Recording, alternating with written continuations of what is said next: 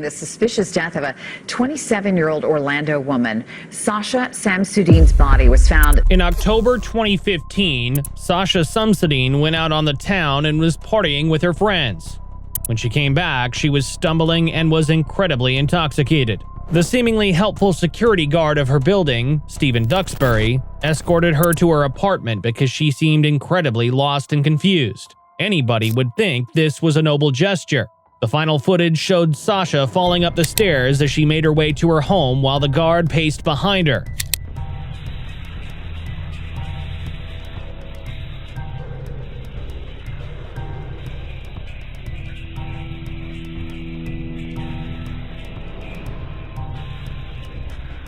Sasha was found in her apartment the next day. She was beaten, raped, and strangled to death. Saturday night inside of her apartment at Uptown Place on North Orange Avenue. Right now, police are not releasing many details, but friends and neighbors say they were stunned to hear about it. Before we start, we would like to mention that we are so unbelievably sorry for the loss of Sasha. Our hearts go out to the Samsudean friends and family who has to deal with this tragedy. Her death was horrible and was caused by a callous and unapologetic psychopath. We are sorry you are going through this time. Sasha Samsudean was born in New York on July 4th, 1988. Her family then moved to Orlando, Florida, where Sasha grew up.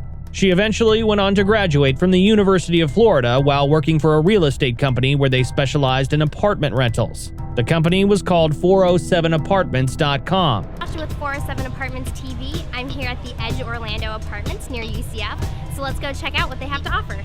In fact, as of 2022, there was still a profile of Sasha on the website indicating her as the Cupid of apartment hunting. At the time she was murdered, she was living at Uptown Place condominiums in Orlando's downtown entertainment district. Her home was extremely secure, and it was placed in a modern building with a lot of security features, including 24/7 video cameras, security guards on the premise, and even digital key codes designated to each unit.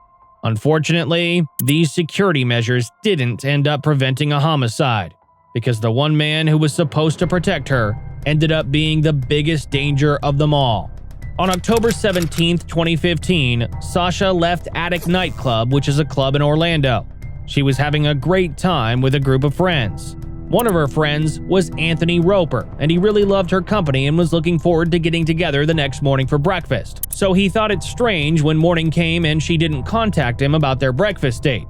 He knew that she always had her phone on her because she was very active on social media. So when she wasn't responding to any type of social messaging or phone calls, something might be amiss. He kept on calling her all day, and she continued to not answer any of his messages, so he contacted two of her best friends. They all decided to go to her apartment and make sure that everything was okay. They saw her car parked in her designated spot, but in the back seat was a baby shower gift for a party she was supposed to be attending that day. Why was the present still in her car? They all went up to her apartment and began knocking on the door, and there was no answer. It was increasingly suspicious that her car would be parked at her home, but she wasn't answering. That is when they knew that something was really not okay, and the group of friends contacted Orlando police requesting a welfare check. Hi, I need to fill out a missing persons report. We went to her apartment to go check. She's there, and she's on. And what is her first name? Her first name is Sasha. When the police officers opened the door, they noticed a very strong smell of bleach immediately when entering, and they found Sasha dead lying in her bed. She was partially clothed and wrapped up in her comforter. Sasha's shirt and bra had been ripped open, and her pants and underwear were missing. They didn't notice any signs that somebody had forced themselves in, which meant that either Sasha allowed them in willingly, or it was someone that knew the code to her apartment. After a medical professional examined Sasha, they determined that she had blunt force trauma to her head and had been strangled. She also had upper and lower abrasions consistent with somebody forcefully restraining her. Further investigation found that Sasha had been raped, and even though the suspect tried to use bleach to clean potential evidence, there was foreign DNA found on Sasha's chest and neck. The police knew that Sasha lived alone, and yet the toilet seat was up, which was unusual in a woman's apartment. So they checked the seat and realized the suspect had used the bathroom. They found fingerprints underneath the toilet seat lid and even a partial shoe print located on the floor. There was certainly quite a bit of evidence left behind, even with the use of bleach. Initially, the police officers didn't have access to the security footage, so they had no idea that Stephen Duxbury was the one who walked her to her apartment the night before.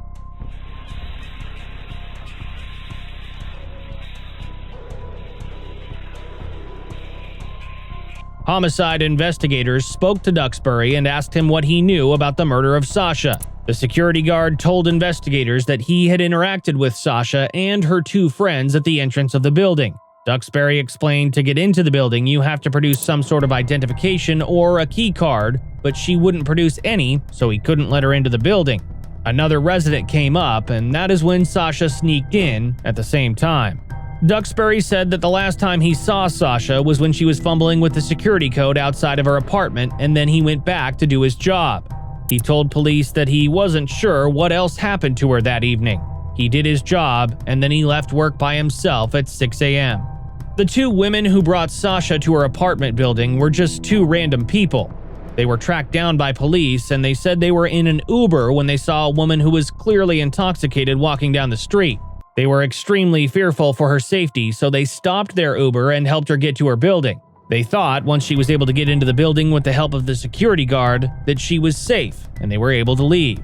The police officers first looked at the other resident who walked in with Sasha. The officers thought that he might be the key to solving her murder. They immediately located him by looking through the key logs, but he was quickly cleared of any wrongdoing when his DNA didn't match up with the DNA found at the crime scene. He did admit that Sasha seemed pretty drunk, but had no other information about what might have happened to her that evening. The investigators were presented with some interesting information from an eyewitness. The upstairs neighbor came to the police and said that she saw Sasha walking in the hallway that night, and she was being followed by the security guard, Stephen Duxbury. When the investigators had questioned Duxbury, he didn't say that he had followed her through the halls. And this is, did you enter her apartment? No, I didn't. All right, well. This is when they became a little suspicious of the security guard and reviewed the building's security footage that had become available. Once they reviewed the tape, they noticed that everything he had said conflicted with what they saw on film. There were obviously things that the security guard was not telling them about the incidents that evening. At 1:46 a.m., the security footage shows Sasha drunkenly wandering the halls of her building and walking through the exterior floors and stairways of the building. In the footage, Duxbury can be seen following close behind her and even next to her at times. She probably believed he was trying to make sure she got home safely. Then, after she enters her home, he stalks her apartment for almost 40 minutes, and he even uses his own key several times to access sealed doors. He is well aware that the building's common area hallways are not covered by surveillance cameras, and he knows that he can take advantage of an intoxicated and vulnerable woman who lives alone. He took his chance to strike. He was hoping that once the footage was retrieved, he wouldn't be able to be shown committing the crime. At 6:36 a.m., Duxbury was seen in uniform carrying white bags with red handles out of the doorway, which led to the second floor in the garage where his car was parked. He then walked back into the building without the bags. In his original testimony, he said that he had left work at 6 a.m., which was an inconsistency. It appears that he was taking out the trash that he had obtained from Sasha's apartment. The bags matched those that were in her home. Due to the surveillance videos, the police officers were able to obtain a search warrant for Duxbury. They searched both his home and his cell phone.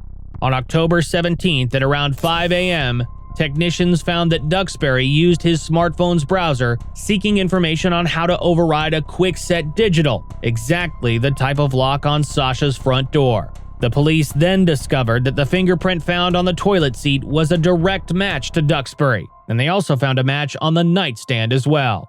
The DNA that was left behind on Sasha's breasts came back as Duxbury's, and the soles of his boots were a match to the shoe print found in the apartment.